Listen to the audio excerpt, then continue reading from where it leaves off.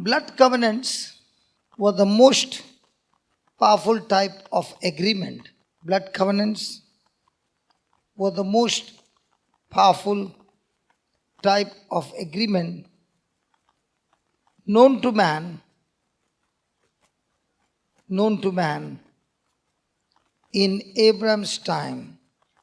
A covenant can only be broken. A covenant can only be broken by death. Loyalty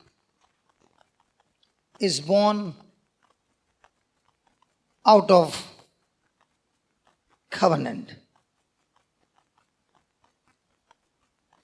Loyalty is born out of covenant.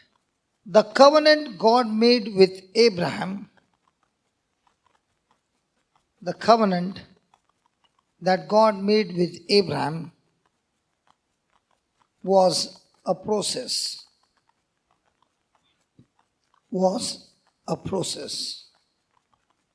Abraham questioned God how he would know. Abraham questioned God how he would know that God's promises would come to pass. God had a lengthy discussion. God had a lengthy discussion with Abraham. Because now he asked, when he asked God for question, he was Abraham. But then when God made a covenant, the first thing he did was to change his name to Abraham. So, Abraham questioned God how he would know that God's promises would come to pass.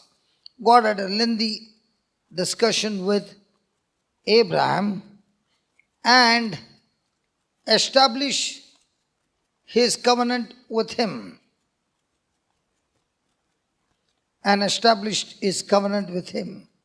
Genesis 15, 9-17. Please put it in capital letters.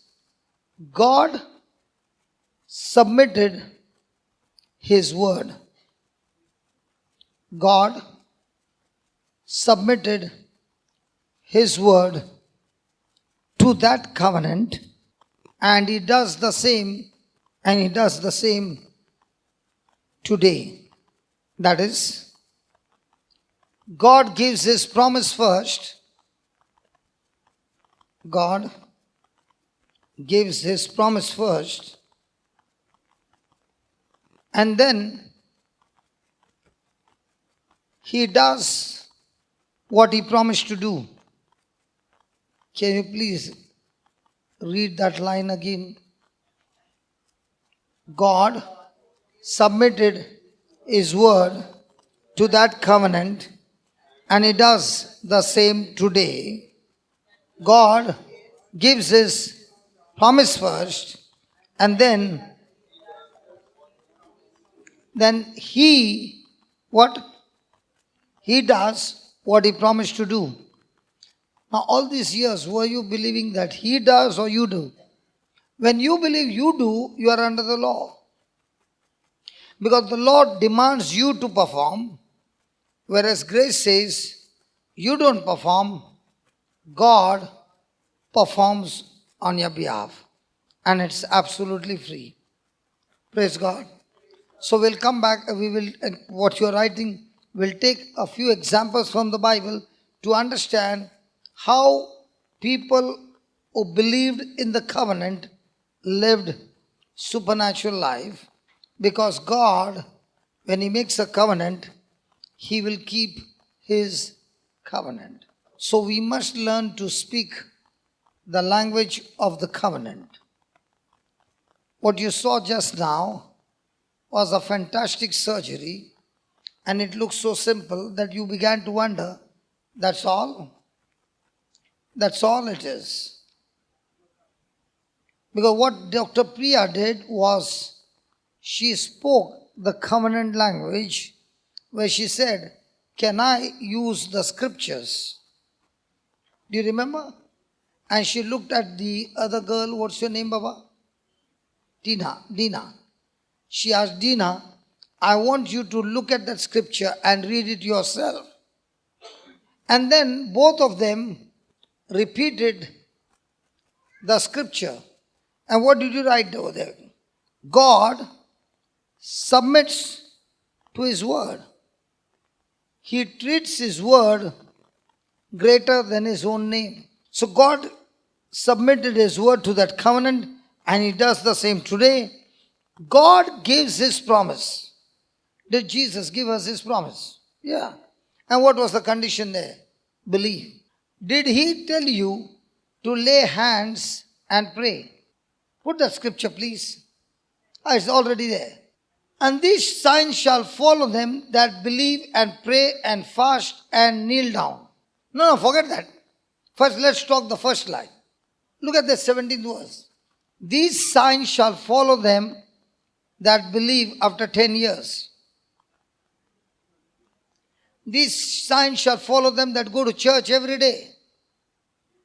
These signs shall follow them that have got big title.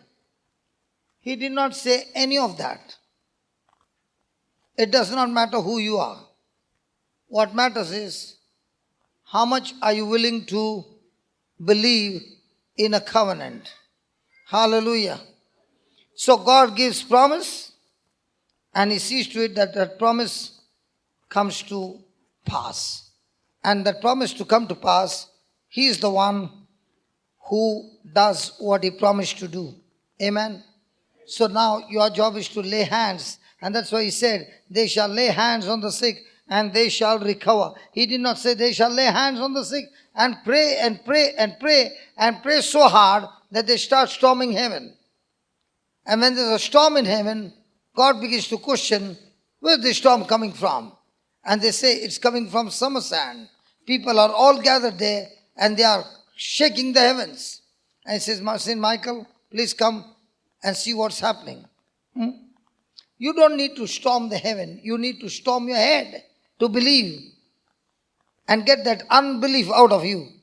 Am I talking to covenant people? So why do you look depressed? By now you should have been excited. Oh God, this is so good. I don't have any pressure on me. All I need to do is believe and lay hands and keep moving forward. Because He never said, lay hands and pray. Did He say, lay hands and pray? Tell your neighbor, can I touch you? You will be healed. Because according to the covenant, He said, lay hands on the sick and they shall recover. Do you put sugar and then pray? Because you know sugar can heal. Sugar can make the tea sweet. In the same way, you know the anointing that is in me can be released from my hand on the person who is sick, and he shall recover. If you believe you are in the covenant, this gift is given to you absolutely free. Am I talking to people who are in covenant with God? Thank God. I heard somebody say, yes. Hallelujah. So please write down. Everything begins with the word. Everything begins with the word. Good. The purpose of the covenant is to show man, how loyal and faithful God is to His word. How loyal and faithful God is to His.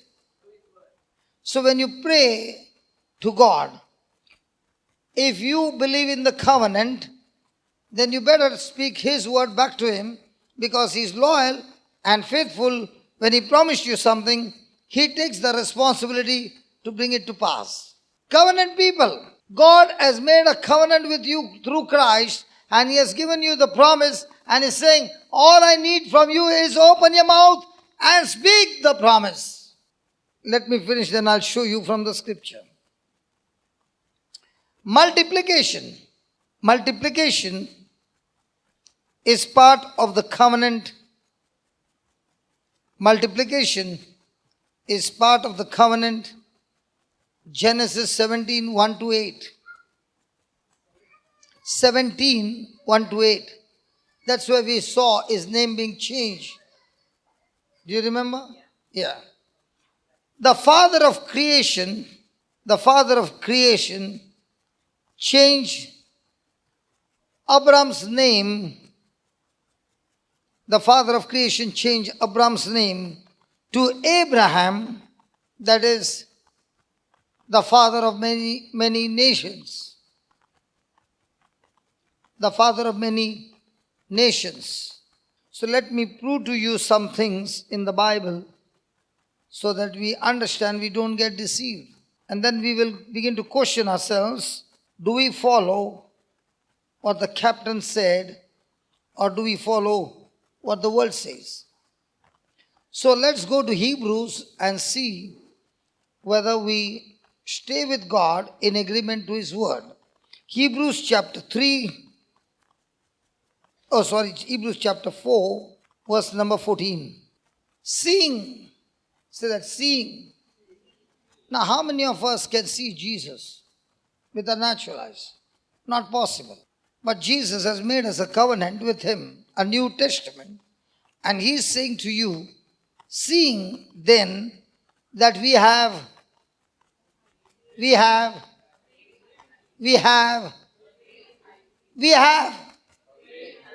And what was the duty of a high priest? He would stand in a gap between God and man. So we have not just a high priest, but we have a great high priest which is on earth. He was on earth, finished His job, and He went to heaven, and right now He is seated at the right hand of the Father. His name is Jesus, the Son of the living God. Can you give me NRSV, the same verse 14? Since then we have a great high priest who has passed through the heavens, Jesus the Son of God. Let us hold fast. Hold fast. Hold fast. Hold fast. Now when you hear the word confession, what comes to your mind? My God, my God. You have never heard the word confession? Confession of faith. And what do you think about confession? Confessing your mistakes. Confessing our mistakes so that we get cleansed up. Now, that is one part of the confession. But the major part of confession is confessing to the high priest what the high priest has done for us on the cross. And that is why He's saying to you, listen, I made a covenant with you, and in this covenant I want one thing from you. Hold fast to your confession, not what you did, but what I have done for you on the cross. Now, how many of us, every day, every moment, in every trial, open a mouth and confess what Christ did for you on the cross? Because the high priest is saying, there's one thing I want from you. Confess what I did for you. Okay, let's take an example. This is the courtroom of heaven. You have died and you are in the court of heaven. And there is a lawyer. Please come here, advocate. Stand beside me.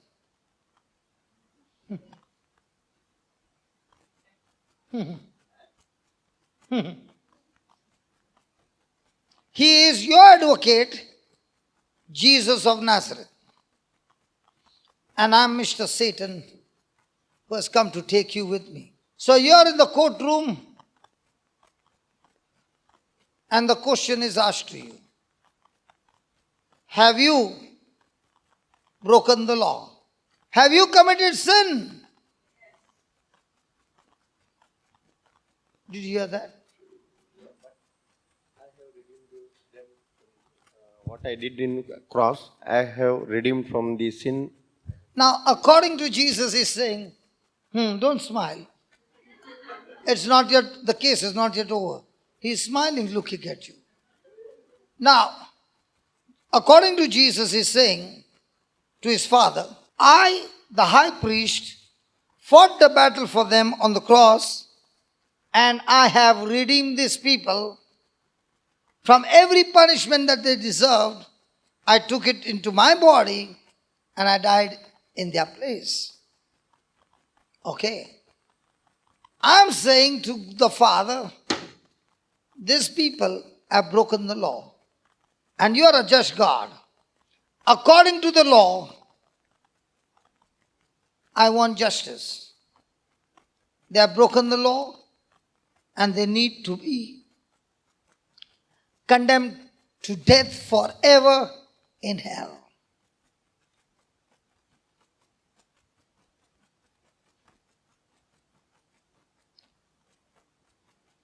Haven't you sinned in your life?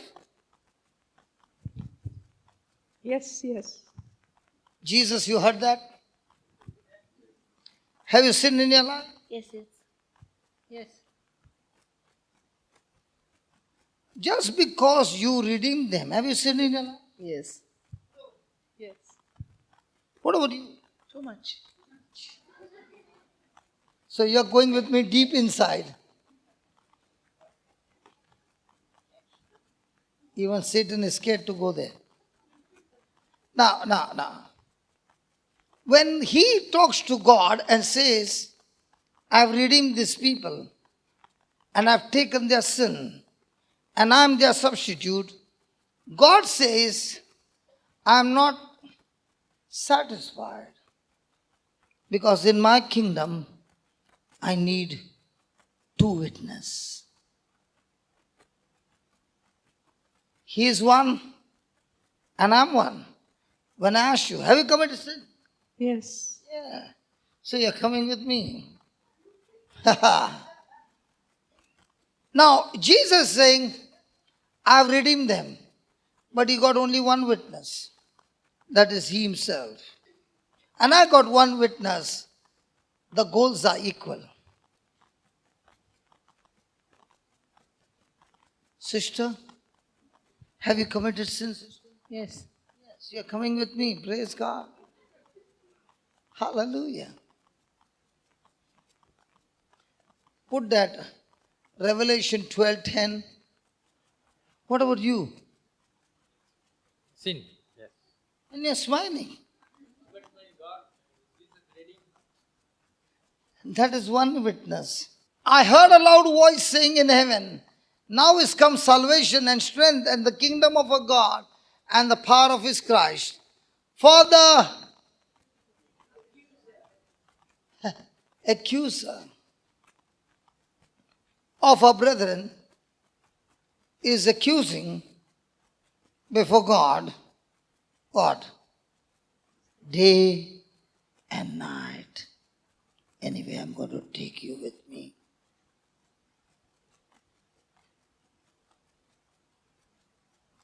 And God the Father is saying to the advocate Jesus, I need 2 witnesses.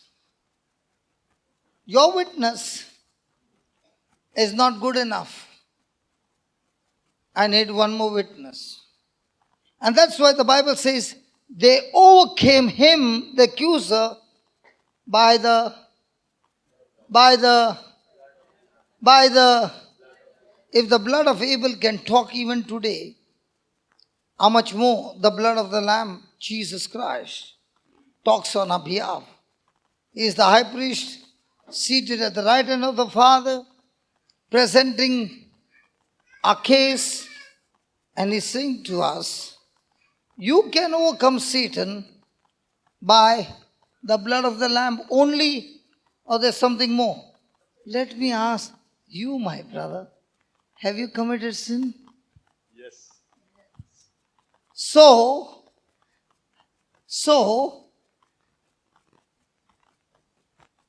Jesus is saying, I've redeemed my people. One witness. I am saying they've broken the law. I'm also one, he is also one.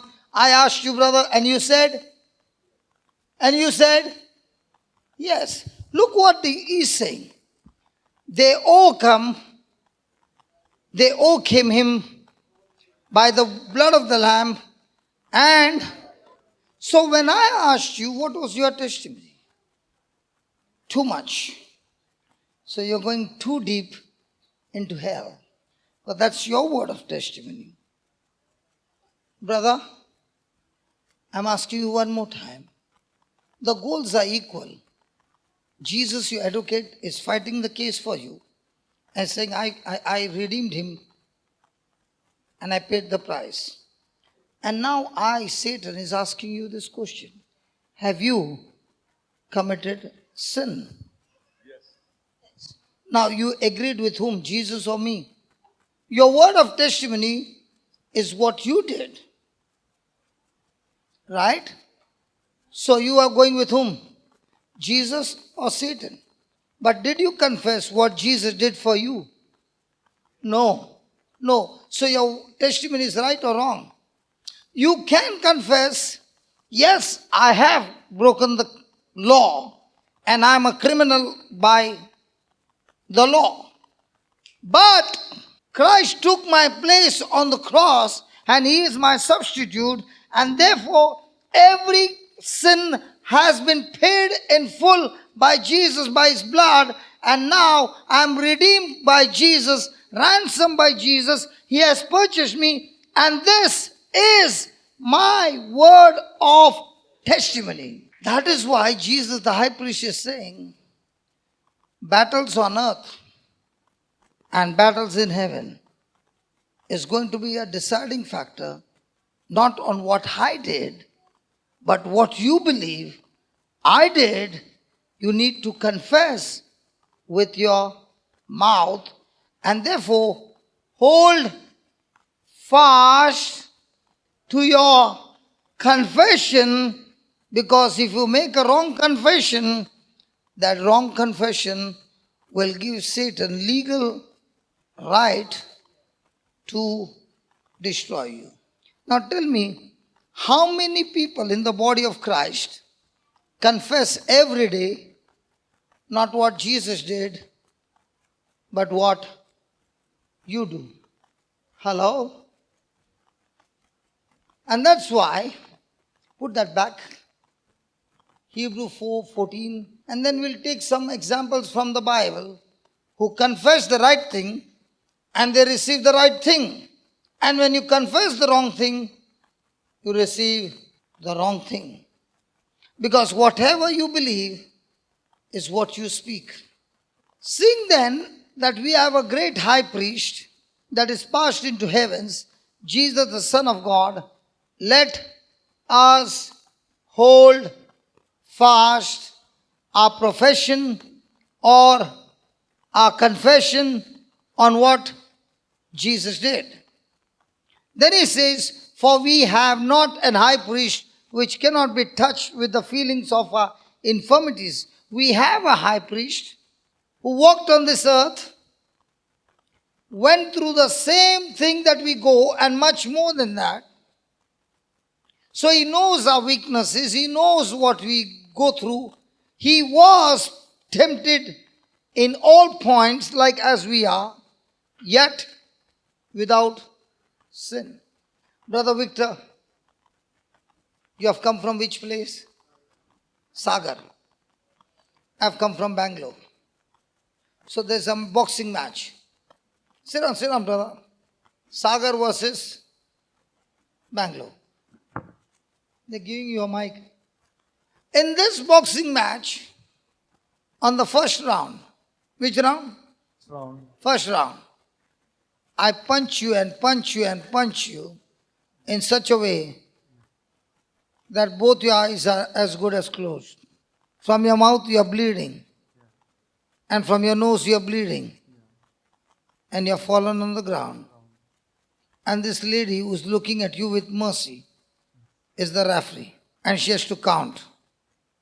1, 2, 3, 4, 5, 6, 7, 8, 9, 10. And then she checks your pulse. You are dead. Now tell me, people of God, who won? Victor won or I won? Huh? Now the same battle, Victor is Jesus and I'm Satan. And I keep punching you till you have no more blood in you and you die. Now who won the match? Did you follow the match? He died. I know you don't want him to die, but he died in the match. Who won the match? You're confusing me now. Because he's dead, I won the match. Now he's Jesus and I'm Satan. Who won the match? Why? Was there any match fixing? Because his dad was a judge anyway. He would be resurrected again. That's not. He's one, right? I mean, even if he dies, I want to ask you, how did he win? by dying, he resurrects. So supposing I'm from some other religion and I come to tell you, how did Jesus won the match? He died. He lost the match. So basically, if you're talking about Catholic thing, we believe. I'm talking about your God, my God. Your God died. Then obviously Satan won. Huh? Obviously Satan won. You see, Victor, I won. How did Jesus win?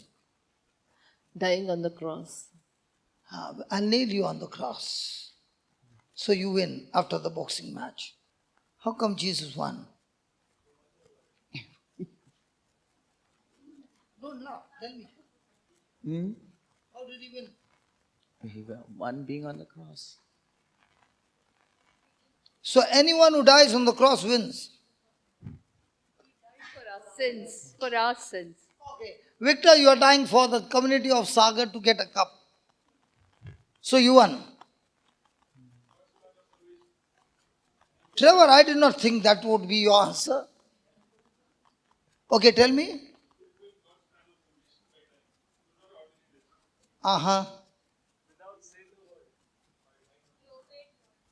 Who said that? Who said that?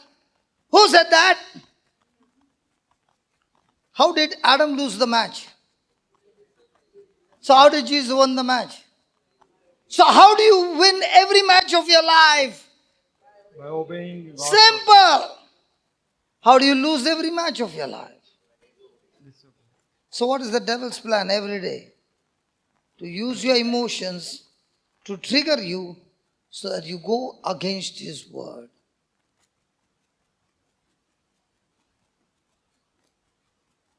And because God has made a covenant with us, he gives you the power. He gives you his Holy Spirit to win every battle of life by obeying the word, not with your strength, but with Christ's strength. How many of you love to serve God? How many of you love to serve Jesus? Come on. No? You are confusing me. Once you're putting your hand down, then you did not reach there. What about all the others? Everybody, Lavina?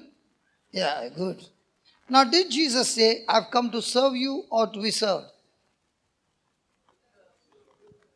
Did Jesus come to serve or to be served? To be served or served? To serve. So, can we serve Jesus? That's the new covenant that Jesus is saying to you. You and I cannot serve him. It is He in us through His Word with the Holy Spirit is serving us. We got a King, the mighty Creator, who doesn't make His people work, but He in us works for us, and that is Christ Jesus. And because He in us is working with us, for us, and through us, now we are able to go, not serve others, but He in us is serving others, but what looks like I am serving them. That's not right. He in us is serving them, and that's why the anointing that flows through us is not our own, it is of the Lord. And that's the covenant that we need to believe. That, Lord, I cannot obey your word, but I'm going to depend on you by holding fast to my confession, to what you did for me on the cross. And because I know what you did for me on the cross, verse 16 says, look at verse 16. Let us therefore come how? Can you go in the presence of the Father boldly? Only when you know your covenant with Christ, that He is the one who is your substitute, He is the one who has paid the price, He is the one who has given you His blood, and when you apply His blood, you receive mercy. And now you are walking to God the Father confident on what Jesus did, not on what you do. That's why Jesus says, come now boldly to the throne of grace, to the throne room of God. Come with confidence, come with boldness to do what? To obtain mercy and find grace to help in time of need. Now let me give you an example for this. On that Passover night in Egypt, there were plagues after plagues, but that night God spoke to Moses and said, tonight the angel of death will visit, and every firstborn male shall be put to death. Now, was there death in Egypt in every house? Yes. But did God give a remedy to the people of Israel?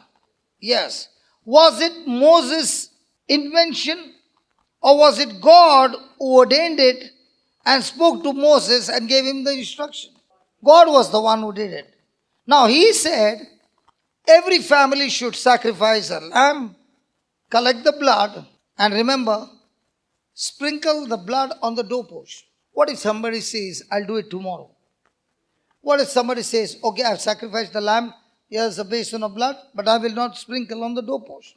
Now, when God said these words, do you mean to say all the slaves were good? Do you mean to say every person in Israel was a good person, they did not commit sin? They did commit sin. But on that night, did the blood of the lamb cover up every sinner, and did they all experience mercy on that night through the blood of the lamb? Was there anybody dead? Now, they received mercy. That was not enough. God brought them out of slavery. Now, there were many plagues, 9 plagues, to make Pharaoh understand, but Pharaoh would not allow the people to go. But when this plague came, when the death of the firstborn, Pharaoh said, take your people and get out of Egypt. Now, what was God planning to take them? Where was God planning to take them? To a land flowing with milk and honey, and that was God's covenant. Now, even though God had planned to take them to the land flowing with milk and honey, did these people deserve that land? So God was bringing them out of slavery by His mercy, and God was leading them to His grace, which was a free gift of that land flowing with milk and honey. Now, even though that land was given to them as per the promise, did these people hold fast to the confession what God had given them? Do you remember the 10 spies who came? Did they give a good report or bad report? Were they holding fast to their confession? Come on, talk to me. Their confession was exactly opposite to what God said. And even though it was their grace, it was their birthright, it was their inheritance to enter the land, by their wrong confession, they turned their back to God and began to wander in the wilderness for the next 40 years when there was a land waiting for them to inherit, and that land was theirs. So, how many years we Christians who have received mercy and are being pushed into the promised land are going to go wandering, confessing our own emotions, confessing our own worries, confessing our own bitterness and offense and hatred? And that's why Jesus is saying, you win the battle under the covenant if you hold fast to the confession of what I did for you on the cross. And if you are going to confess what you are experiencing, what the devil is doing in your life, what others are doing in your life, and you open your mouth and you confess, that's not what I told you. That's why when God began to call out to Adam, Adam, Adam, what did Adam do? Hiding behind the tree. And then what did he say? I heard your voice and I was afraid because I'm naked. And what did God say to him? Who are you talking to? Who told you that you are naked? In the same way, in this world, there are many who are coming and giving you messages. And when you go to God, to the throne room, and you're opening your mouth and speaking those words that contradict God's word, the first thing is saying, who are you talking to? Because what you are talking to is not from my kingdom. Because what they talked and what they thought and what they did got them out of the garden. And it was only in the garden that there was abundance of everything that God had given them. And even today, for a Christian who has got a covenant with God, if his confession is what God did for them, then he's in the garden. Everything is in abundance.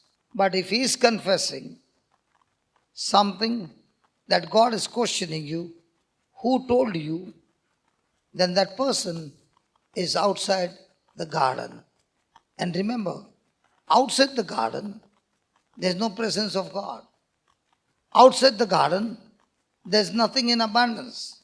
If you are staying outside the garden and speaking the word, you cannot get anything outside the garden. You need to get it first inside the garden. And to get inside the garden, his first thing is to repent of what you said and cancel those things, cancel those actions, and repent and make a decision. Lord, I'm going to follow you.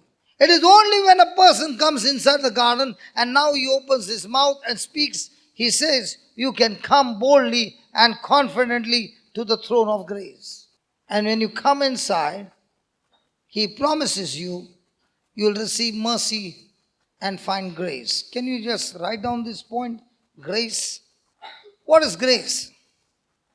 Write down. Grace is God's willingness to use his power, his ability on my behalf, even though I don't deserve it. Can you please read that? So is he always willing? So is his power, his ability always available to all of us under the covenant? But do we believe it? So whenever we make any decisions, do we think about my ability or God's ability? Fantastic.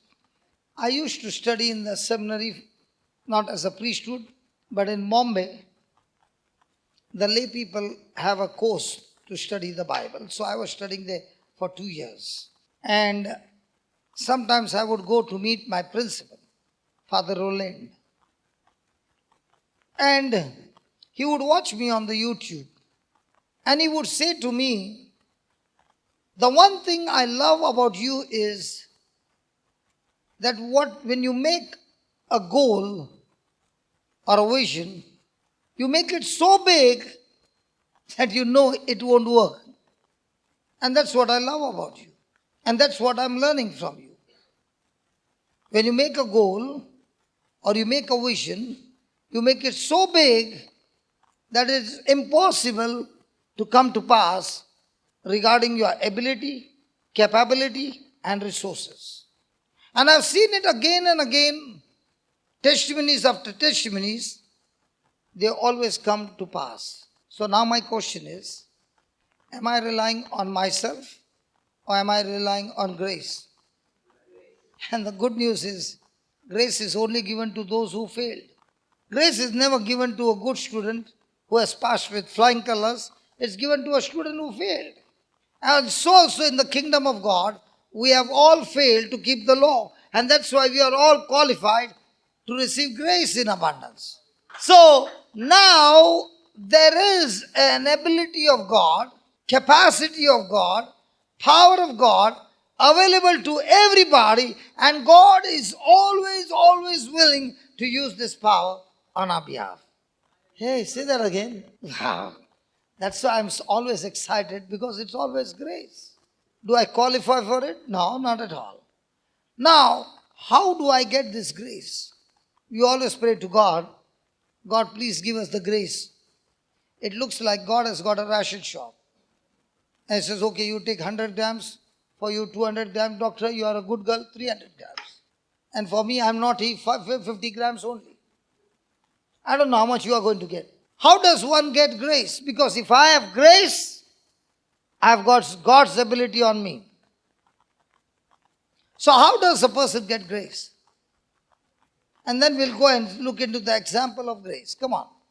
Let's go to 2 Peter chapter 1, verse 2. Grace and peace be multiplied unto you. How? Through the knowledge of God and of Jesus Christ, our Lord. Praise God. Now what are you getting? As the preaching is going on, what are you getting? So if you're getting knowledge of God, then what are you getting multiplication of? Now do you understand, Priya, Dina, why Priya said, Dina, I want you to look at the scriptures on the screen. She's a smart girl. Before she can make a prayer, she said, Dina, look at the screen. Now when you're looking at the screen and you are reading, what are you getting? Knowledge of God, promise of God. And in a covenant, God not only gives the promises, He will do those promises and bring them to pass. And all you need to do is believe. So if you don't have grace, where do you go? You go and get more and more what? Knowledge of God. And where do you get this knowledge of God? Through the scriptures. So now what are you getting? More grace. Now, grace is God's power that He wants to use on your behalf. So can grace do miracles in your life? Come on, yes or no? A big no, capital no. Because grace alone cannot work anything in the kingdom of God. Look at Ephesians 2:8. For by grace have you been saved through, and that not of, it is. So, are you saved by grace alone? No. Are you saved by faith alone? No. Are you saved by grace through faith? Yes. Thank God we are in summer sand, and very soon you are going to experience this when you go for lunch. There's a buffet down, and you are operating in faith. So you take a seat right behind, and you close your eyes, and you're praying in tongues, and you're saying, Father, in the name of Jesus, I believe by faith, Lord. In the name of Jesus, I speak to that plate over there. Go from there, get it filled, and see this. Full. Come to me in Jesus' name. I receive my plate. I receive my plate. I receive my plate. Hallelujah, hallelujah, hallelujah. Hallelujah, hallelujah, hallelujah. Somebody comes and wakes you up at 3 o'clock and says, what are you doing? I'm believing by faith that the plate full of my food is on the way. And where did that buffet go? They finish their time and it's over. So grace is what has been laid on the table. Is this family charging you? Is it free? So grace is charge or free? Who paid the charge? Jesus paid on my behalf on the cross. And He has given me a buffet table with all the promises of God. And all I need to do is take those promises, believe it, and take it by action, by my faith. So grace is what God has done. Faith is what I agree what God has done. Hello? When grace and faith come together, the result is salvation. The result is powerful miracle. No grace, no question of faith. No faith, only grace, no result. Okay, let's take a parable. I got 500 rupees real note. If you find a duplicate, you all saw who gave me.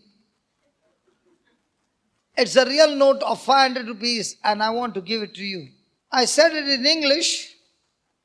I got 500 rupees note and I want to give it to you.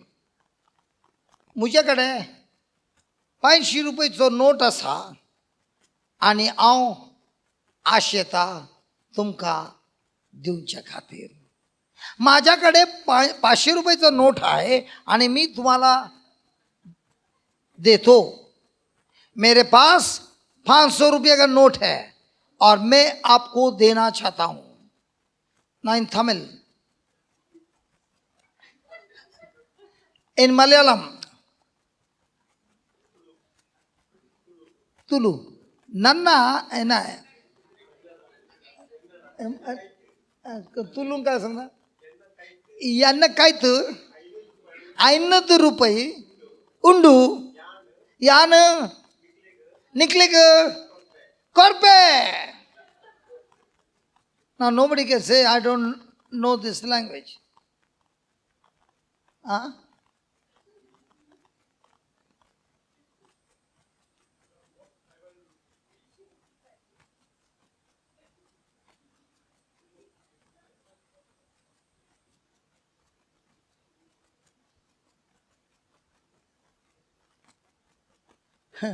Trevor,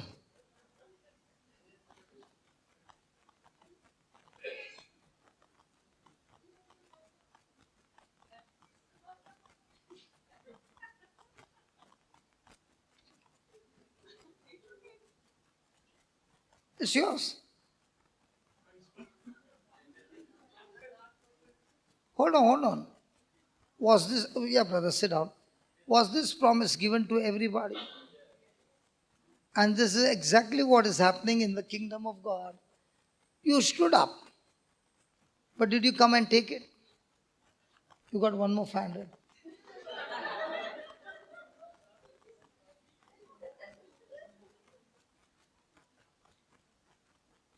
Come here, my sister, take it.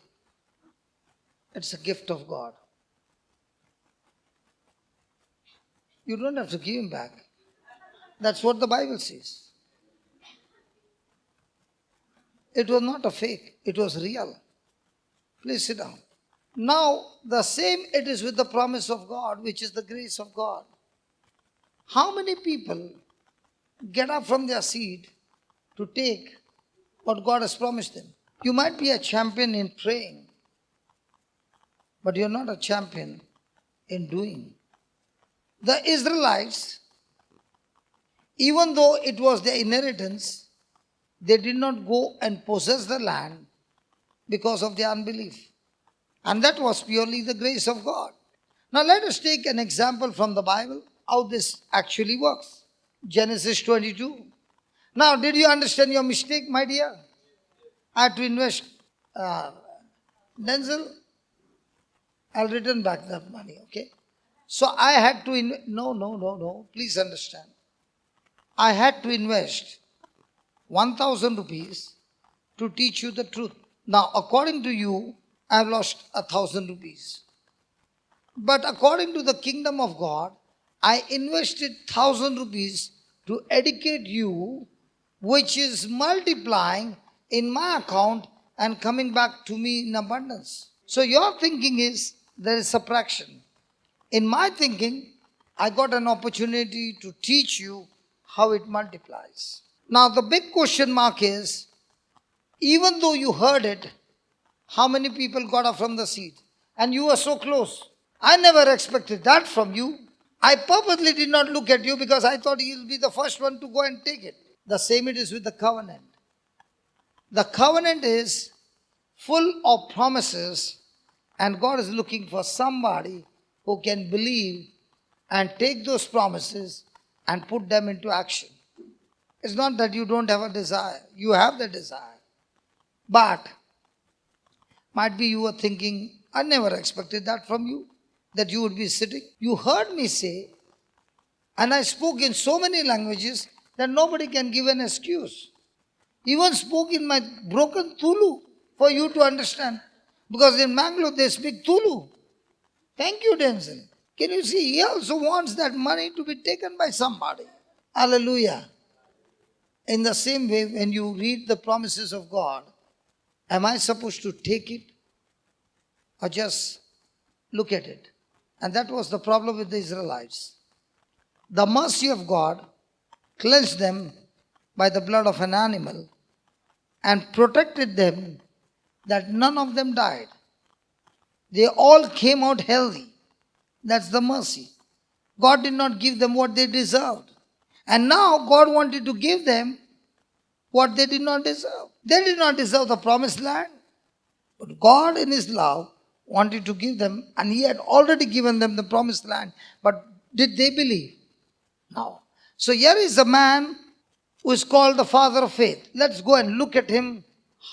How did he use grace to get the supernatural miracle in his life? Praise God. So let's go to Genesis 22 and verse number 1. And it came to pass after these things God did tempt Abraham and said unto him, Abraham, he said, behold, here I am. God tested. That tempted is tested. Why do you think God tests you? Why do you think God tests you? To take you to the next level. Do you know when you were small and one day you stood up on your feet, your mama saw you and you were in a drunken style. Okay? And mama was so happy. And you fell down on your buttocks and you started crying. Your cruel, unkind mama made you stand again. And there you fell down again. She did not have any mercy on you. She even showed you a chocolate and said, choco, choco, choco. And she stood at the distance and said, come, come. And you kept falling. But that cruel mama kept on making you do it again and again. Why do you think your mama was so cruel? And Dada did not stop her. Can you believe your cruel parents? I know it, brother. I know the way you cried. Why do you think these mamas and papas do that to the baby? Because they know what the baby is just standing, that's not the ultimate potential. This baby is not only going to stand, this baby is going to run, this baby is going to jump, this baby has got a lot of potential inside, and I want every one of them drawn out. And when she did that, you started standing. And mama was happy, she clapped her hand, and then you took a few steps. In the same way, God is building up Abraham's faith under trial. Trials in life are going to help you to decide whether you are going to operate on God's way or the world's way. But you will operate some way. Praise God. The best captain is the one who has taken a ship through the storm. The captain who never encounters a storm doesn't become an expert captain. For example, those who have driven their cars in Bombay and especially the Ghat session, what if the license authority takes the test on a Ghat session? He says, stop the car, start again. How many cars do you think will go forward and how many will come behind? Hello, all of us, drivers, in the beginning your test is Stop the car halfway, not automatic, the one with the clutch. And now at that position, start the car again. Now accelerator will go, and the car is coming back. Yes or no? But after all these years of driving, now when the car stops, do you have any problem? That's how faith is. So God doesn't test you to kill you. God tests you to teach you His secrets in the midst of a trial to prepare you to the next level. He said, take now your son, your only son Isaac, whom you love, and get thee into the land of Moriah, and offer him there for a burnt offering upon one of the mountains which I will tell you of. Now, does God give him the address? God gives you only step number 1. If you are saying, God, give me 10 steps so that I know all the 10 steps and I can come with you, that's the biggest lie. God gives you the first step and He wants to see, are you ready to believe Him? And if you take the first step, what He told you, He will show you the second step. God will not show you the full blueprint. He will give you first step and see if you're following my instruction. So the first step is take your son and go to the land of Moriah. And you offer him there as a burnt offering. Abram rose up early in the morning and went to his wife Sarah and told her what God had told her. And Sarah, after hearing what Abram said, sacrificed Abram instead of Isaac. Did Abram have the guts to go and tell Sarah? It would have been in the Bible. Instead of Abram sacrificing Isaac, Sarah sacrificed Abram there and then. Don't touch my boy. Hallelujah. How many times when God spoke to you, you went to a person who has total emotions, who will stop you from going where God has called you for? Did Abraham go and tell his wife? All the wives. If your husband has to come and tell you, what would you do to your husband? Hug him and love him and kiss him and say, oh, that's what you heard from God? Let me tell you what I heard from God. Hallelujah. So, he rose up early in the morning. Now, when God gave him an instruction, did he say, I'll carry out this instruction after a week? What surprises me most of the time is when you invite people, please come for a meeting, that's next week. I will pray and let you know. But if somebody has to come in their family, next week is your niece's wedding, I'll be there. Hello? At that time, you're not saying, I'll pray and let you know. Have you ever heard somebody say that? I'll pray and let you know whether I'm coming for the wedding. I've never heard that. So, Abraham got ready the next morning, saddled his ass, two of his young men with him, Isaac his son, cleft the wood for the burnt offering and rose up and went to the place of which God had told him, the land of Moriah. But he did not tell him which place, only the mountain. Then on the third day, Abraham lifted up his eyes and saw the place afar off. Now, the Bible is very clear. Only the third day, he lifted up his eyes. What was he doing 3 days on a journey? If you have to sacrifice your loved one, what would be on your mind the 3 days? Trevor, what would be on your mind if has to be sacrificed? Sorry, Mom. I'm just asking him practically. Grandpa, total turmoil. Is that right, Grandpa? Mom?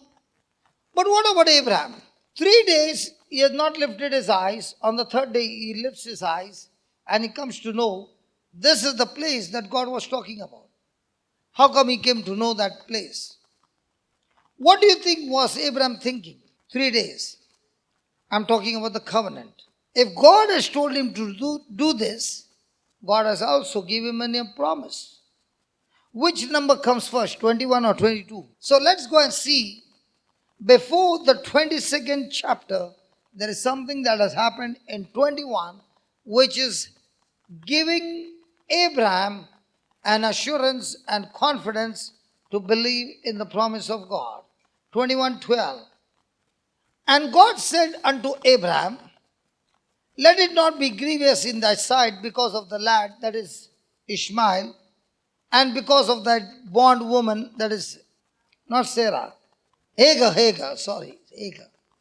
In all that Sarah has said unto you, hearken unto her voice, for in Isaac shall thy seed be called. So has God given him a promise that you are going to be grandfather through Isaac. Now when God is asking him for a sacrifice, is Isaac married? Does he have any children? No chance. So what is he thinking about 3 days? Carry out the instruction or the promise? Now when he is hearing with his ear, in a ear, over and over and over and over the promise of God, what's getting generated? Faith is getting generated. And now with that faith, is he connected to God? Has anybody ever had worry in their life? And you were on the bed lying down, trying to sleep with worry. Did you get good sleep? Were you tossing on this side? Some tears on this pillow. Then you tossed on this side. More tears. And you went this way, till morning. And then you went to the doctor and you said, I don't get sleep. Doctor said, no problem. I'll give you some chemicals and put you to sleep. Can those chemicals get you sleep? Because the root is a problem. Yeah. For 3 days, what is Abraham thinking? Sacrifice his son. God, even if I have to sacrifice my son, I know one thing, according to the covenant, you have given me a promise and you will keep your promise because of the covenant. You will give my son back alive. I don't know how, but you will surely give my son back. And not only my son, through the same son Isaac, you will make me a grandpa. Just give this important scripture in the kingdom of God. Mark 4:26. Now, are you from the kingdom of God? I told my brother Trevor, even if they don't talk, it doesn't mind. Today's lunch is going to be late by 45 minutes. I already spoke to him. He said, brother, if the Holy Spirit leads you. Hallelujah. Okay, let's read it. Jesus said, so is the kingdom of God, as if a man should cast seed into the ground and should sleep with worry.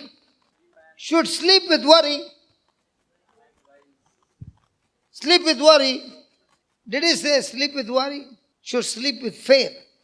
Should sleep with faith and rise night and day, and the seed should spring and grow up. How many times in our life we want to know everything? Now for Abraham, he has got an issue. He has got a promise of God on one side, and he has got an instruction from God on the other side. The instruction is, sacrifice your son. The promise is, you will be a grandfather. Now, he got both these seeds in his heart. Now, does he know how it's going to happen? How many of us get short-circuited in the promises of God because we want to know how? In the kingdom of God, when you have the promise of God, that's called faith. That's called as grace. And when you agree to it and you believe it in your action, it's called faith. Now, grace and faith, when they come together, the result is supernatural. But now when I get the promise of God and I'm moving my faith, I don't know how it will happen. I don't know when it will happen. I don't know where it will happen. I don't know who is the one who is going to make it happen. But I know one thing, that he who promised me will get the promise done. Do you know how many people get short-circuited? Because they want to know how. And Jesus said, in the kingdom of God, plant the seed and go to sleep. And please see that you go to sleep with faith, not worry. Then you get up in the morning and do all your responsible job. But when you're sleeping and you're working, the seed that you have planted in the spiritual realm is working for you, growing up and bringing in the harvest, and you don't know how. Thank God for this promise. He said, he knows not how. Because when I want to know how, I get into the flesh. When I don't know how, I'm in the spirit, I'm in faith. So did you understand the third day? Hello, did you understand the third day? So here is a seed that is planted, and here's the harvest. Between the seed and the harvest is called the waiting time. And that's why God says, as long as day and night is, heat and cold is on earth, the seed, time, harvest is there. He never said seed, time, harvest time. He never said that. He said seed, time,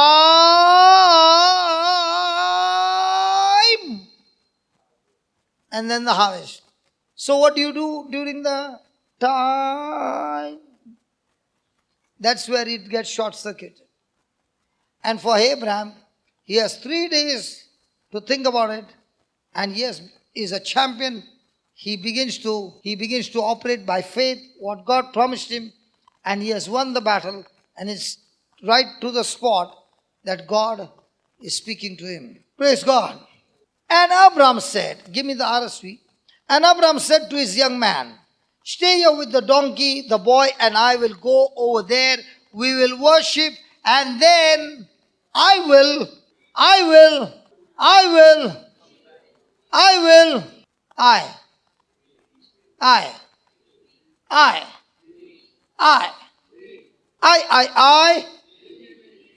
How can he say we? Tell me, son. Your answer is right. He knew the promise. So by faith he knows that he'll get his son back. And that's why he said, we will come back. Now, how many of us would have been in the same situation? We would say, we will come back. Your prayer time is not when you talk to God. Your prayer time is also continually on when you talk to one another. If you talk to one another and you say, I will come back, it's a proof that you are telling faith or unbelief. That's why we got to be extremely careful in our conversation with one another, because that's when your faith is in action. Did Abraham say we will come back? Yeah. Now these 2 men who had come with him, why he did not take them for worship? They were his best people. He traveled for 3 days and it's time for worship, and he never took them. Take your son and sacrifice. Very good answer. But if he had to take these men and they see that Abraham is tying his son and going to kill him, can those 2 people speak unbelief and change his decision? How many times you are surrounded with people who don't understand, and they give you the top class advice of the kingdom of this world, that you who are walking in the light took their advice and took a U-turn and moved in the wrong direction. The word worship is here for the first time. Is it easy to worship God when you have to sacrifice your son? So what is worship? The word worship means whatever God has given me instruction, I will carry out those instructions in complete detail, finish the job, and I'll come back to you. And I said, Lord, can you give me an example of worship? And he said to me, worship is tandoori chicken. What did you write? You did not write tandoori chicken? You don't want to write it?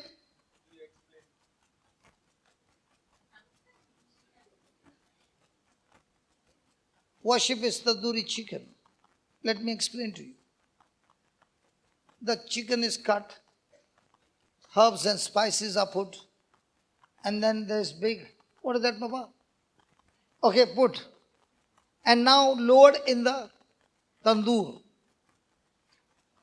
Down below are red coals with no flame, but fire is there, red coals burning, but no flame. And the chicken is not touching the coal. It's at a distance. And the heat is cooking the flesh. Have you seen the tandoor at? Yeah. And the drops are falling from the chicken, the fat. And when it falls on the coal, ching, ching, ching, and that drop turns into steam. And it comes out of the tandoor. And you're getting the aroma all around. That's called as worship. Those coals are the word of the living God, challenging you to stay in the tandoor, because the word has the power to melt every corruption in you, which will turn that corruption into sweet aroma which comes out of the tandoor. So the coal is the word and the fire is the Holy Spirit working together in a person, that when he's ready to follow God's instruction, everything in the flesh is burned in the tandoor, and the more and more it is burned, the more and more the aroma. And now God takes that chicken out, cuts it into pieces, and offers it to the community. And every time somebody takes the first bite, it's no longer chicken, it's Christ in you that they taste you. That's worship. If a person walks that door, comes inside to worship, and when he goes out and the taste has not changed, he only came and sang some songs and went back the same. Worship is when you tell the Lord, let your word have his way in my life. And Lord, every desire of mine which is corrupted, which comes between you and me, let it be burnt in this fire by the Holy Spirit, so that when I go out of here and people want to bite me and they want to do whatever they want to do, out of me will come the sweet aroma of Christ in me is worship. Praise God. Thank you, Jesus. Hallelujah. So do we have opportunities when we study the word to give God full freedom to have his way in our lives? That you, with your own free will, is saying, God, I'm not going to go out of this tandoor. I'm ready to go through this process. Let your word and let your fire burn every corruption in me, that when I come out, my life is renewed. I'm reconciled to you. And with this, when these two things take place, there is always going to be renovation, rebuilding of my life. And that's what Abraham is saying. In my natural, I don't want my son to die. I love my son so much. But Lord, my worship is to prove to you that I love you more than I love my son. I'm willing to put to death my desire to fulfill your desire is worship. So do we all have opportunities when the word of God is preached to look into our life and say to God, I can hear your instructions. I know what your desires are. And these things which are hidden inside of me create obstructions in our relationship with you. And Lord, with my free will, I'm ready to go through this process, because I do know one thing. When I come out of this tandoor, I will no longer taste myself, but I will taste of you, every part of me. That is worship. Where from now on, your desires are nailed on the cross, and Christ's desires are now your desires, is worship. Where you no longer live your life for yourself. You live your life unto God, is worship. So let us close our eyes and think about what we heard. And let us ask ourselves, Lord, it's been years and years and years I've been hearing the word. But today you have been talking to me to the man named Abraham, with whom you had the old covenant based on promise. Not the covenant or not the law that you gave Moses, which was based on performance.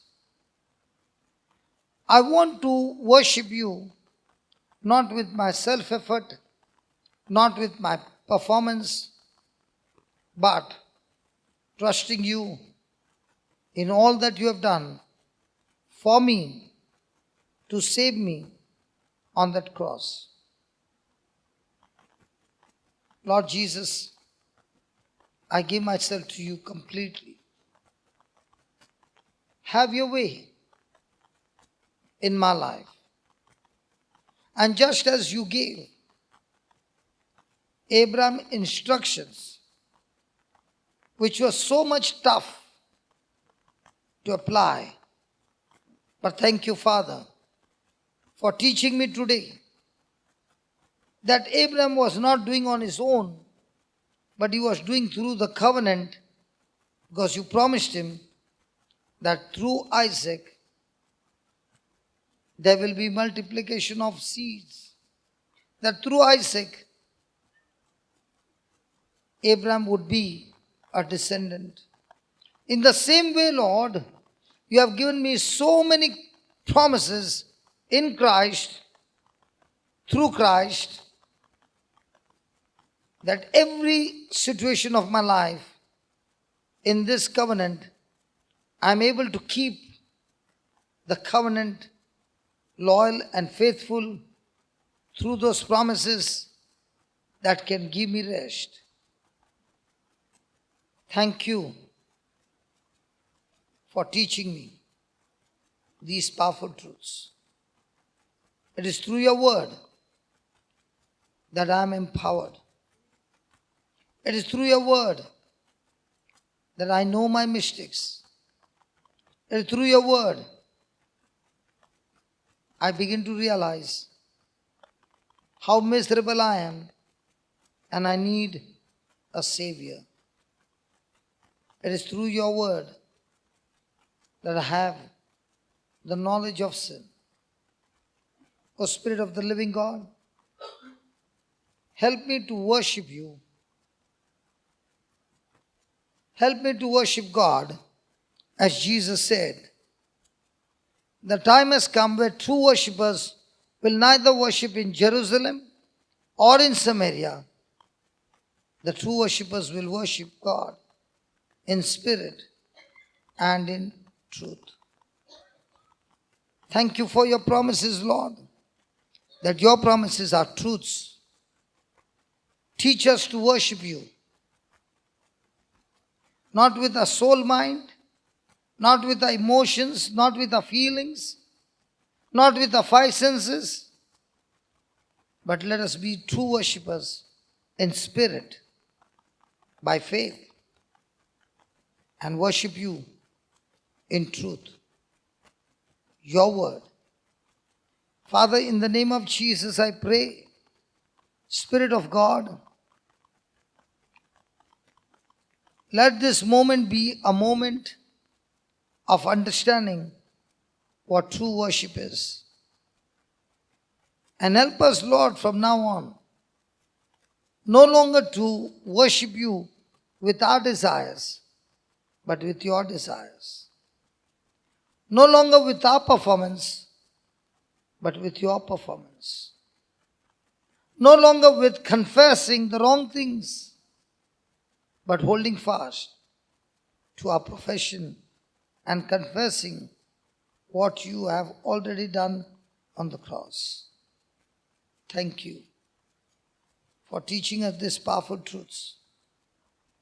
that in the covenant, Lord, you want to prove to man that you are loyal and faithful to those who are in your covenant.